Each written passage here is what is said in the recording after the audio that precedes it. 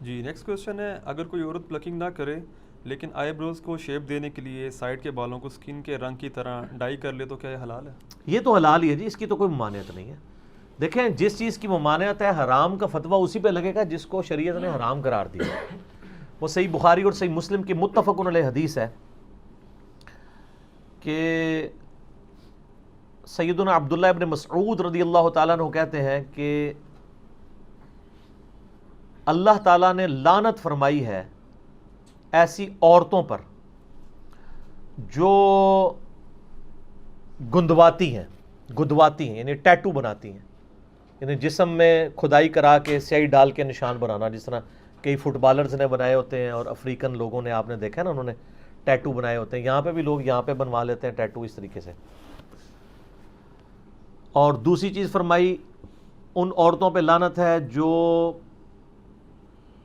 چہرے کے بال اکھاڑتی ہیں۔ ظاہر ہے اب چہرے میں ایک ہی بال ہیں جو عورت اکھاڑے گی تو لعنت ہے، اور وہ یہی والے بال ہیں، کیونکہ یہ بال اور یہ بال تو اس کے اگتے نہیں ہیں، اور اگر یہ بال اگ آئیں تو اس میں عورت پہ واجب ہے کہ یہ بال اکھاڑے گی، اس پہ پھر دوسری حدیث اپلائی ہو جائے گی۔ بخاری اور مسلم میں حدیث ہے، ان عورتوں پہ لعنت جو مردوں کی مشابہت کرتی ہیں، اور ان مردوں پہ لعنت جو عورتوں کی مشابہت کرتے ہیں۔ تو چونکہ عورت کی اب داڑھی نہیں ہوتی، تو اگر اس کی داڑھی نکل آئے تو اب اس کے لیے ضروری ہے کہ اس کو اکھاڑے، یا اس کے لیے ایسی کریم استعمال کرے کہ وہ بال جھڑ جائیں تاکہ اس کی مردوں سے مشابہت نہ ہو۔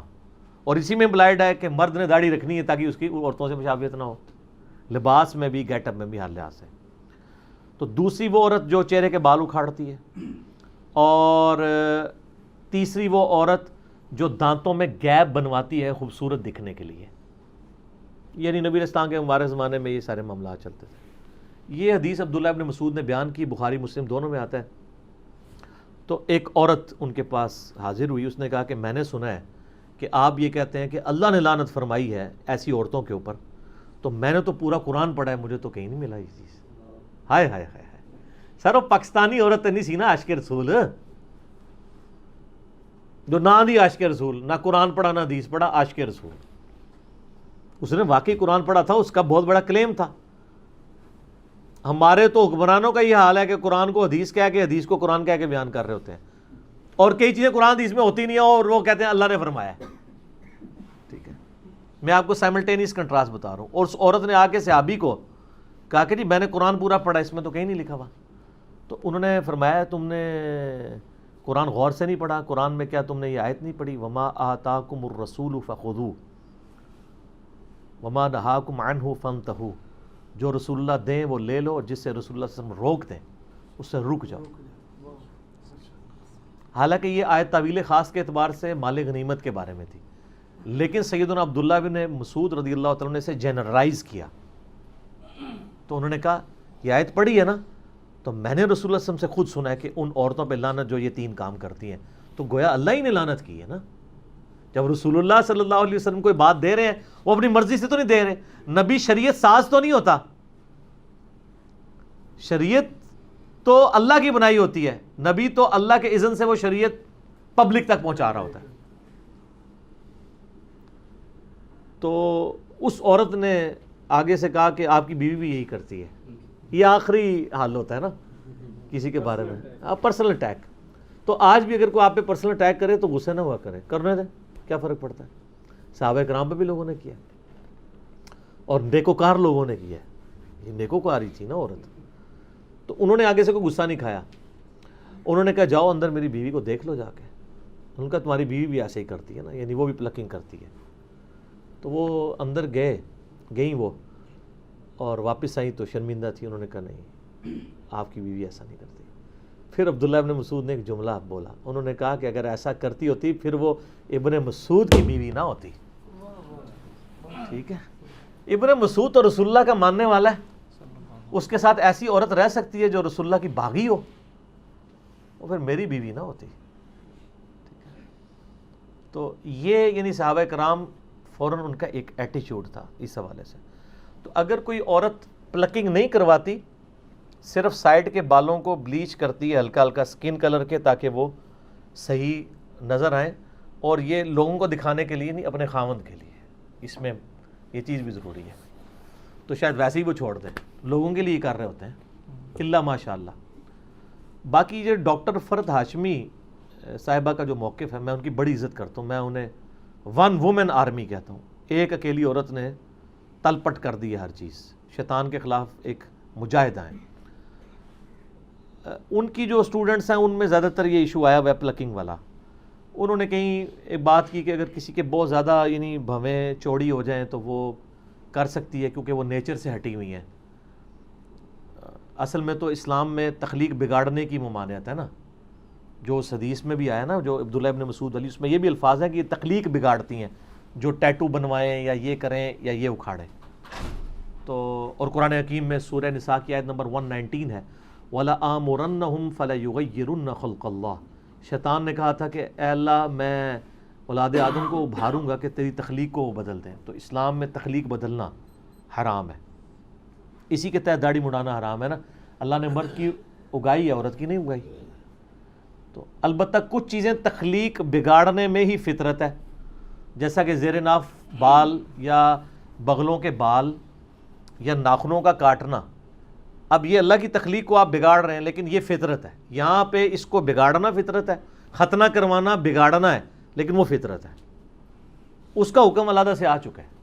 اور بخاری مسلم میں حدیث ہے کہ فطرت میں جو ہے وہ 5 چیزیں داخل ہیں: مونچھوں کا پس کرنا، ناخنوں کا کاٹنا، زیر ناف بال اور بغلوں کے بال جو ہے ان کو کاٹنا اور خطرہ کرنا. وہ ایک الگ سے ایک مسئلہ ہے. لیکن یہاں پہ جو مسئلہ ہے نا کہ اگر کوئی بلیچ کروا لیتا ہے وہ تو بالکل ٹھیک ہے، اس کو اکھاڑے نا. تو وہ میں فرد ہاشمی صاحبہ کا بتا رہا تھا کہ انہوں نے اس طرح کو بات کی کہ بہت چوڑے ہوں تو وہ کاٹ لیں تو خیر ہے. اب وہ اس کا نتیجہ یہ نکلا ہے کہ جو ہمیں خبر ہے فزیکلی کہ وہاں پہ ساروں نے ہی سمجھ لیے کہ ہمارے چوڑے ہی ہو گئے ہیں. ورنہ تو ہونا چاہیے آپ گوروں والا ایک طریقہ اڈاپٹ کریں کہ آپ کہیں جی ہم نے 1000 عورتوں کے اوپر فزیکلی یہ پرفارم کیا ایکسپیریمنٹ کہ عورت کے جو بھووں کی آئی بروز کی چوڑائی اتنی اور اتنی موٹائی ہونی چاہیے، تو یہ ہمیں ایک سٹینڈرڈ ملا ہے. اس سے جس کا ہٹے وہ آگے پیچھے کر سکتا ہے. ہر کسی کو یہی نظر آ رہا ہے. اور عجیب جو ہے وہ جننیاں بنی ہوئی ہوتی ہیں، ٹھیک ہے نا، خام خواہ. اور پھر یہ بھی لوگوں نے دماغ میں ڈال دیا کہ جس نے ایک بار کر دیا ہے تو وہ پتہ نہیں اب دوبارہ نہیں. میری وائف تو شادی سے پہلے نہیں کرتی تھی، ایک آدھ دفعہ اس کی سہیلیوں نے زبردستی اس کے ساتھ یہ معاملہ کیا تو شادی کے بعد آج 14 سال ہو گئے، کوئی فرق نہیں پڑتا. ایویں خام خواہ یعنی لوگوں کے دماغ میں ڈالا ہوا ہے. تو وہ بلیچ کر لیں اس سے بہتر ہے. بلیچ کرنے میں کیا ہوتا ہے کہ صرف وہ کلر چینج ہوتا ہے اسکن والا، بال ادھر ہی موجود ہوتے ہیں لیکن دیکھنے میں نظر نہیں آ رہے ہوتے. تو یہ بھی یعنی ایک آئی بروز کو شیپ دینے کا ایک طریقہ ہے، لیکن یہ جائز طریقہ ہے کیونکہ اس میں آپ بال اکھاڑ کوئی نہیں دیں. تو لہٰذا شریعت کا جو فتویٰ ہے نا وہ اس سے اٹھ جائے گا. فتویٰ لگانے کے لیے منوان ویسی چیز ہونا ضروری ہے. اور یہاں پہ میں ایک ضمناً ایک بات بتا دوں، صحیح بخاری اور صحیح مسلم میں حدیث ہے کہ نبی صلی اللہ علیہ وآلہ وسلم نے بالوں کی جو چٹیا ہے نا، یعنی اس میں پرانگدہ، بالوں کا پرانگدہ کرنے سے بھی منع فرمایا ہے. یعنی کوئی عورت بالوں کا پرانگدہ نہیں کر سکتی. جو چٹیاں بناتے ہیں نا تو عموماً ہماری عورتیں تو جو بوڑھی عورتیں ہیں وہی استعمال کرتی ہیں. یعنی انہوں نے وہ اون کا یا وہ دھاگے کی بنی ہوئی ایک چٹیا ہے وہ ساتھ جوڑ لیتے ہیں، وہ تو بالکل جائز ہے. لیکن عورت کے بالوں میں عورت دوسری عورت کے بالوں کا کرنا یہ حرام ہے. یہ چونکہ اکثر لوگ مسئلہ پوچھتے ہیں تو میں ضمناً بتا دیا کہ جس پرانگدے کی ممانعت آئی ہے احادیث میں وہ بالوں کا ہے. بلکہ صحیح مسلم حدیث ہے کہ حضرت معاویہ رضی اللہ تعالیٰ عنہ جب شام سے مدینہ شریف آئے تو انہوں نے ایک خطبہ دیا. اس میں انہوں نے ایک بہت بڑی چٹیا اپنے ہاتھ میں اٹھائی تھی. انہوں نے کہا کہ لوگوں تمہارے علماء کدھر چلے گئے ہیں؟ کیا رسول اللہ صلی اللہ علیہ وسلم نے ان چیزوں سے منع نہیں کیا تھا؟ اور میں دیکھ رہا ہوں کہ تم لوگ یہاں پہ مدینہ شریف کے اندر یعنی باقاعدہ اس کو یعنی یوز کیا جا رہا ہے. تو یہ باقاعدہ انہوں نے اس کو کنڈیم کیا کہ نبی علیہ السلام نے اس چیز کی ممانعت فرمائی ہے. البتہ جو عام پرانگدے ہیں وہ بالکل درست ہیں. اسی طریقے سے اگر کسی کے بالکل سر کے بال ختم ہو گئے ہیں مرد کے اور سر کے اوپر وہ وگ لگانا چاہتا ہے بشرطے کہ وہ دھوکہ دے کے کوئی رشتہ نہ کرنا چاہ رہا ہو اس کی وجہ سے، تو وگ لگانے کی بھی اجازت ہے. اور جو پرماننٹلی فکسڈ وگیں ہیں ان میں آپ کو وضو کرنے کے لیے، غسل کرنے کے لیے اس کو اتارنے کی بھی ضرورت کوئی نہیں ہے کہ آپ کہیں کہ میں اتاروں گا. اس طریقے سے اب تو خیر اس سے بھی اچھی چیز آ گئی ہے، یعنی ہیئر ٹرانسپلانٹ والا مسئلہ ہے.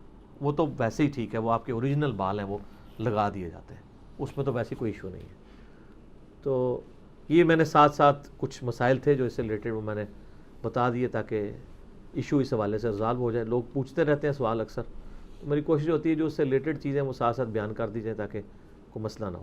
ٹھیک ہو گیا. علی بھائی اسی میں ضمناً سوال ہے، عورت یا مرد کے لیے ہاتھوں یا ٹانگوں سے بال ریموو کرنا کیا یہ بھی جائز ہے؟ اس کی کوئی حرمت اس طریقے سے تو آئی نہیں ہے کہ کوئی کہے کہ ہاتھ اور بال یعنی پاؤں کے بال ریموو کرنے کی کوئی ممانعت ہو، لیکن اس کے ہم میڈیکلی تو نقصانات ہی دیکھ رہے ہیں. وہ ایک بار کرتے ہیں پھر بار بار ان کو مصیبت سے گزرنا پڑتا ہے. اور مجھے بتائیں یہ ٹانگیں جو ہیں اس طریقے سے بال ریموو کر کے اس میں سے کیا نکالنا ہے کسی نے؟ یہ ٹانگوں کے بال ریموو کر کے ان عورتوں نے پھر ٹخنوں سے اوپر شلواریں کرنا شروع کر دی تھی اپنی وہ نمائش کرنے کے لیے. تو اس طریقے سے ہاف سلیپ پہننا شروع کر دی لوگوں کے دکھانے کے لیے وہ کر رہی ہوتی ہے نا. اگر وہ کہتا ہے خامدوں کے لیے کر رہی، خامد ہی عورتیں گال کوئی نہیں مننی ہے. ٹھیک ہے. اور مجھے حدیث یاد آ گئی، بخاری مسلم میں حدیث ہے، نبی صلی اللہ علیہ وآلہ وسلم نے فرمایا کہ مجھے اللہ تعالیٰ نے جہنم دکھائی تو میں نے اپنی امت کی عورتوں کی اکثریت جہنم میں دیکھی. استغفر اللہ، اللہم اجرنا من النار، آمین. تو اس لیے کہ یہ ناشکری ہیں. تو صحابہ نے کہا علیہم رضوان کہ یہ اللہ کی ناشکری کرتی ہیں؟ ان کا نہیں، اللہ کی نہیں کرتی، اپنے خامدوں کی کرتی ہیں. اور نبی اسلام نے اس کے اوپر جو جملہ ارشاد فرمایا بڑا زبردست ہے. آپ فرمایا ان عورتوں کا یہ حال ہے اگر پوری زندگی ان کا مرد ان کے ساتھ حسن سلوک کرتا رہے اور کبھی کوئی مسئلہ چھوٹا سا بھی مس ہینڈل ہو جائے تو یہ کہتی ہیں جب سے تیرے پاس آئی ہوں میں نے سکھ کا ایک دن بھی نہیں دیکھا. یہ نبی اسلام نے ارشاد فرمایا اور بخاری مسلم دونوں میں یہ حدیث ہے. تو اچھا یہ حدیث آپ یاد رکھیں، آپ کو بڑا مزہ آئے گا. میری بیوی جب میرے ساتھ لڑ رہی ہوتی ہے تو میں فوراً یہ حدیث یاد کرتا ہوں اور مسکراتا ہوں. تو وہ پوچھتی ہے کیوں؟ میں نے کہا مجھے وہ نبی اسلام کی بات یاد آ گئی. آپ نے فرمایا تھا کہ یہ عورتیں ایسے ہی کہتی ہیں کہ سکھ کا ایک دن بھی نہیں گزارا. تو بالکل وہ نظر آ رہا ہے. تو جب آپ یہ بات کرتے ہیں نا تو اگلے بندے کا غصہ ویسے ہی ٹھنڈا ہو جاتا ہے اگر وہ مسلمان ہے تو. ٹھیک ہے. تو اس حوالے سے یعنی ان چیزوں کو بھی دیکھنے کی ضرورت ہے. تو آپ کی بات کا جواب اس میں کور ہو گیا؟ جی جی جی ٹھیک ہو گیا. جی. اچھا اذان عصر کا وقفہ کر لیتے ہیں انشاءاللہ، باقی اذان عصر کے وقفے کے بعد انشاءاللہ.